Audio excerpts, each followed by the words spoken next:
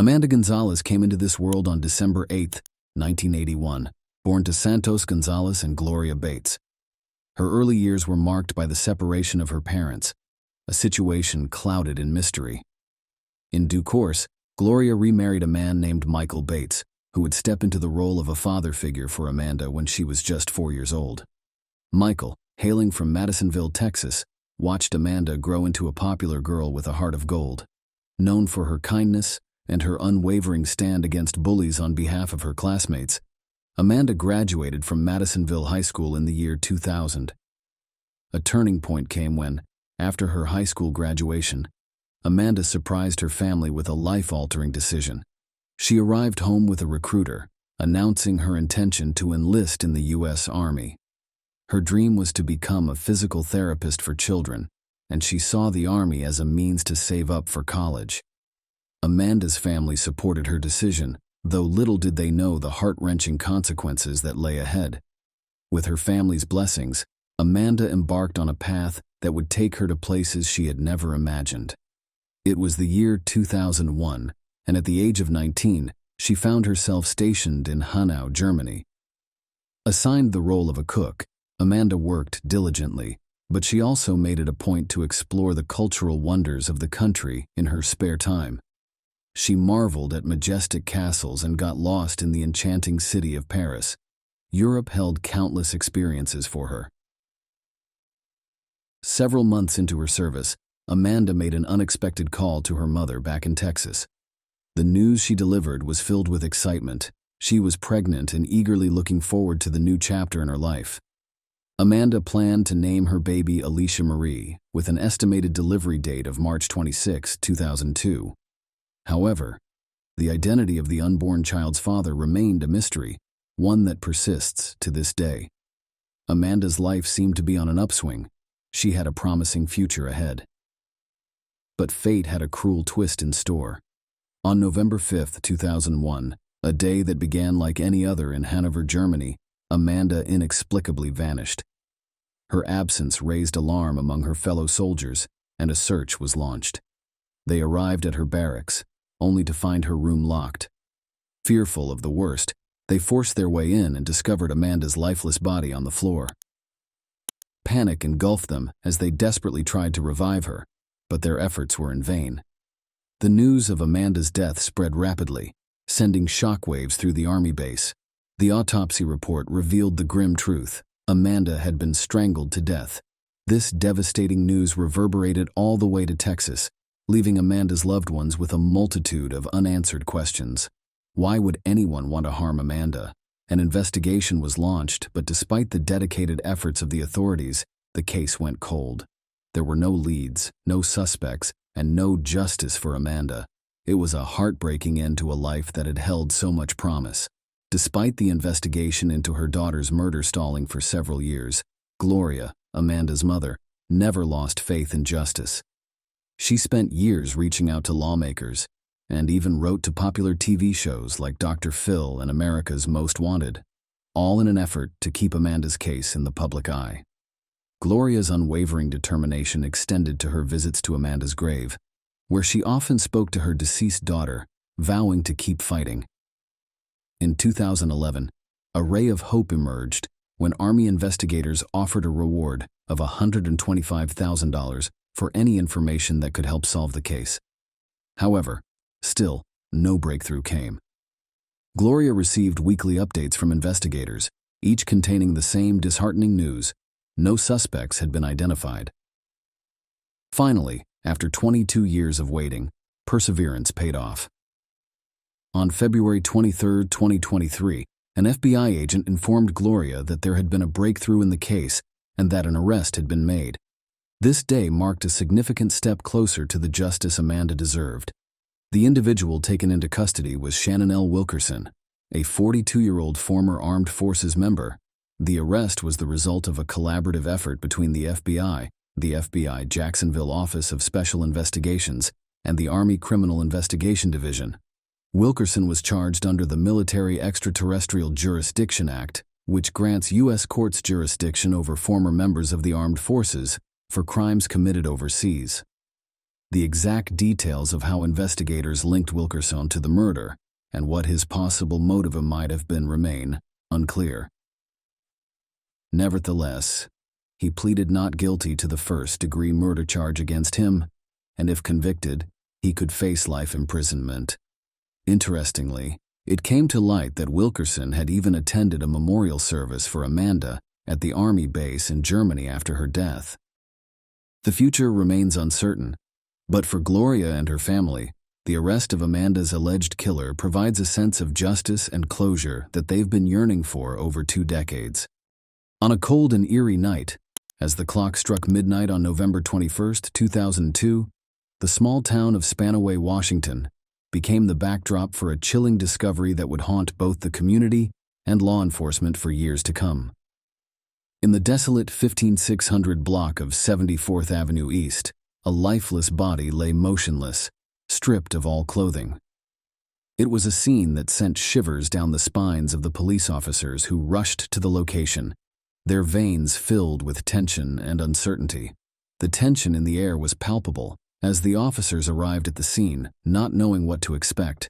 The sight that greeted them was beyond their worst nightmares.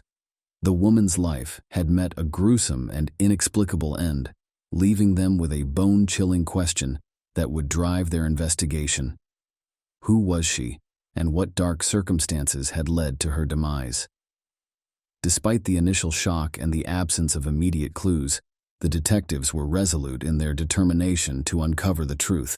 They meticulously combed every inch of the surrounding area, searching for any shred of evidence that could provide them with the answers they so desperately sought. However, the scene remained eerily silent, offering no hints as to the sinister events that had unfolded there. One peculiar detail that struck the investigators was the absence of any visible marks or signs of violence on the victim's body.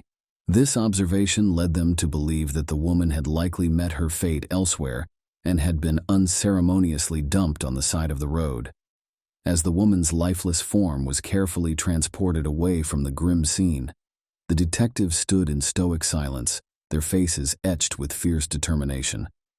Their minds raced with thoughts of the arduous investigation that lay ahead as they plotted their next moves. It was a solemn vow they made to themselves and the memory of the victim. They would not rest until every stone had been turned, every lead had been followed, and the elusive culprit brought to justice. The subsequent autopsy conducted on the woman would reveal a horrifying truth. She had been strangled to death, but the Pierce County Medical Examiner's Office was not content with just this revelation. Recognizing the critical importance of every possible clue in solving a case of this magnitude, they took a DNA sample from the victim's body. Furthermore, through the careful examination of fingerprints, the Pierce County Medical Examiner's Office was able to identify the woman.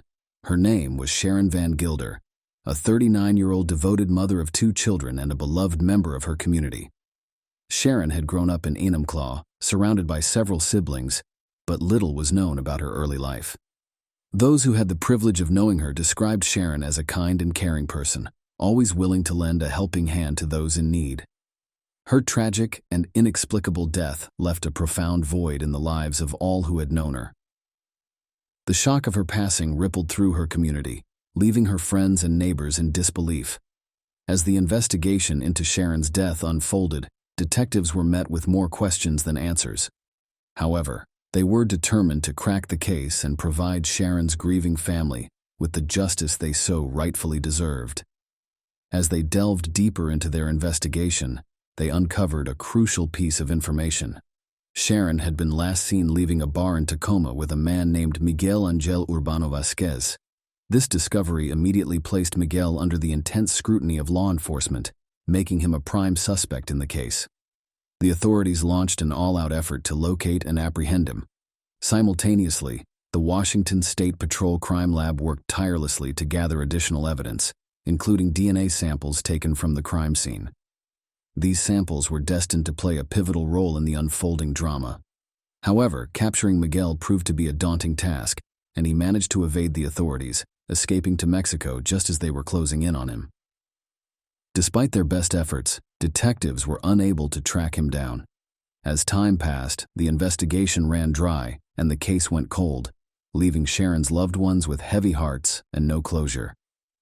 Meanwhile, Miguel continued to live his life freely, seemingly oblivious to the relentless pursuit of justice that was never going to give up on finding him. But the story was far from over. In 2012, a glimmer of hope emerged for the investigators when the Pierce County Sheriff's Department established a cold case unit. A dedicated and determined detective named Tim Cobble took over Sharon's murder case. Tim threw himself into the investigation with unwavering resolve, determined to solve the mystery that had remained unsolved for years. During his painstaking probe, Detective Tim made a shocking discovery. It was a revelation that sent shockwaves through the Tacoma community. A series of crimes had occurred around the same time as Sharon's murder, and the same man was connected to all of them: Miguel. Astonishingly, the Tacoma detectives who had been working on those cases had no idea about Miguel's connection to Sharon's murder. This critical oversight had resulted in a missed opportunity to submit DNA evidence from the crime lab for comparison to its database. Detective Tim felt like he had finally found the missing puzzle piece, and he wasted no time. He sent the DNA samples from Sharon's murder, as well as those from the other two crimes, for testing. The results that finally arrived in late April 2012 confirmed what he had suspected all along: Miguel was the perpetrator behind all three heinous crimes. But the investigation didn't stop there. Months later, detectives were able to link Miguel to yet another crime that had occurred in October 2002. The victim recounted a harrowing tale of being lured into a car with two individuals who initially offered her drugs. However, when she refused their proposition of exchanging money for sexual acts, they turned violent, resorting to physical force. DNA samples taken from this crime scene matched those found at the two earlier crimes and in Sharon's murder. It was a breakthrough moment that investigators had been tirelessly working towards for years. After a long and arduous journey filled with twists and turns, they had finally gathered enough evidence to charge Miguel with the murder of Sharon Van Gilder, as well as the other crimes that had terrorized Tacoma. With charges filed by the Pierce County Prosecutor's Office and a warrant issued for Miguel's arrest, the detectives faced another formidable challenge. They had no idea where Miguel was hiding in Mexico. The search for the fugitive suspect became intense and challenging, but the detectives refused to give up. Their eyes remained peeled, their ears to the ground, and their determination unwavering. As days turned into weeks, weeks into months, and months into years, the detectives were on the brink of losing hope. But then, in 2019, a glimmer of hope emerged when the FBI informed them of Miguel's whereabouts. Determined to see him face justice, the detectives sprang into action, embarking on the lengthy process of securing the necessary paperwork to extradite him to the United States. The extradition process was long and arduous, filled with bureaucratic hurdles and legal intricacies. However, the detectives refused to yield, driven by their unwavering commitment to justice. Finally, after 4 years of tenacious struggle, the necessary paperwork was processed. Working in collaboration with Mexican authorities, the FBI executed Miguel's arrest on March 14, 2023, bringing an end to his years on the run. Miguel's capture marked a significant turning point in the long and arduous journey for justice that had begun over 2 decades earlier. At this moment, detectives continue to work tirelessly to finalize Miguel's extradition to Washington, where he will stand trial for his heinous crimes. His arrest has brought a renewed sense of hope and closure to Sharon's family and friends, who had endured years of anguish, uncertainty, and heartache. In conclusion, the tragic story of Sharon Van Gilder's murder is a testament to the relentless determination of law enforcement, forensic experts, and detectives who refuse to give up in their pursuit of justice. The case serves as a reminder that even the most elusive criminals cannot evade the long arm of the law indefinitely, and that perseverance and dedication can ultimately bring closure to those who have suffered the most profound loss. Nancy McKeevers came into the world on October 16, 1954, in Portland, Oregon. She was born to proud parents, Henry Carl Pepper and Lenore Pepper. Nancy was the middle child in her family, having an older sister named Janet and a younger sister named Diane. From an early age, Nancy played a crucial role in keeping her family close-knit and harmonious. Her sisters fondly remember her as the peacemaker, possessing a heart brimming with love and a laid-back personality that strengthened their bond. Nancy's educational journey led her to Reynolds High School, where she excelled both academically and socially. With big dreams and a promising future ahead, she decided to pursue higher education at the esteemed Oregon State University. As she pursued her dreams, fate intervened in the form of Randall, the love of her life. The exact details of their initial meeting remain shrouded in mystery, but it quickly became apparent that their love story was destined to unfold. The couple tied the knot and settled in the peaceful city of Tigard, Oregon, where they soon welcomed their bundle of joy, baby Ross, around 1982, completing their idyllic family picture. However, as life often does, it took an unexpected turn. On the bleak winter morning of January 2, 1983, tragedy struck the tranquil suburb of Tigard. A frantic call reached the local sheriff's office, with Randall, Nancy's husband, reporting a devastating incident. His wife had taken her own life. Deputies sprang into action, racing to the couple's residence to assess the situation. What they encountered upon arrival sent shivers down their spines. Nancy lay lifeless on the floor, a gunshot wound to her head, with a Smith & Wesson revolver nearby, the apparent instrument of her demise. Randall stood nearby, visibly distraught, with their young son at his side. The deputies wasted no time and rushed Nancy to the nearest hospital, but their efforts were in vain. Despite their best attempts, she was declared dead. As investigators sought answers, they turned to Randall for an explanation. His account of the events was initially perplexing. He claimed there had been a struggle over the gun, with him attempting to wrest it from Nancy before it was too late. However, as the investigation unfolded, Randall's narrative underwent a transformation. Now he asserted that he had merely walked in on Nancy as she pulled the trigger, with no physical altercation. Detectives were left perplexed, grappling with the challenge of uncovering the truth behind this tragic incident. Despite the initial assertion of suicide by Randall, their suspicions were piqued. They understood the need to delve deeper into the available evidence, seeking the assistance of the Washington County Medical Examiner's Office, the Oregon State Police Medical Examiner's Office, and the Oregon State Police Crime Lab. These agencies embarked on a meticulous examination of the crime scene, collecting forensic evidence and scrutinizing the gun allegedly used by Nancy. As the evidence was scrutinized, discrepancies began to emerge. Nancy's hands showed no traces of gunpowder residue, indicating that she had not fired the weapon. Furthermore, her clothing bore signs of charred particles in 2 areas, suggesting a struggle or attempt at self-defense. Most damning of all was the distance between the gun's muzzle and the wound on Nancy's head, a distance inconsistent with suicide and pointing firmly towards foul play. With the pieces of the puzzle gradually falling into place, all signs began pointing towards Randall. In the month following Nancy's tragic passing, detectives received a series of phony calls from coworkers and friends of Randall, revealing an unsettling reality.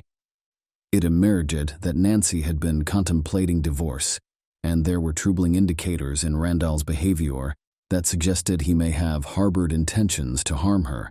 As the investigation continued, authorities requested that Randall undergo a polygraph examination to aid in their quest for the truth. However, he adamantly refused and even ceased cooperating with the investigation entirely. Despite the mounting evidence in Randall's suspicious actions, the case reached a frustrating impasse by August 1983, leaving Nancy's loved ones without answers or closure. Nearly 4 decades later, in August 2022, Detective Enel Sarich and the Violent Crimes Unit decided to breathe new life into the investigation.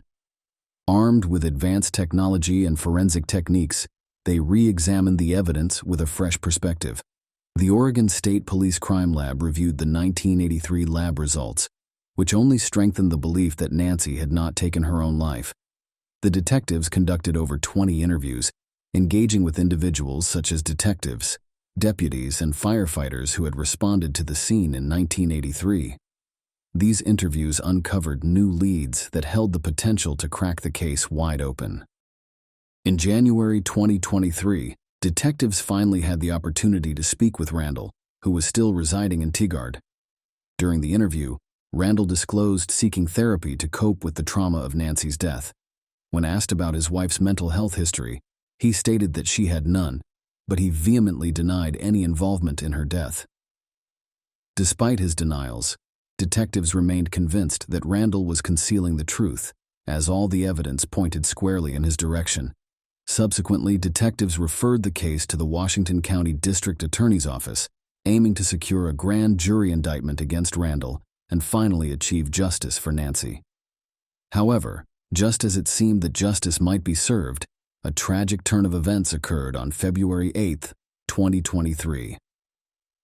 Randall took his own life, leaving behind a note in which he continued to deny any role in Nancy's death. The detectives who had devoted countless hours to the case were left devastated and grappling with a sense of unfinished business. Despite their relentless efforts to gather evidence, interview witnesses, and pursue leads, their main suspect's death left them with the likelihood that the case would remain unsolved.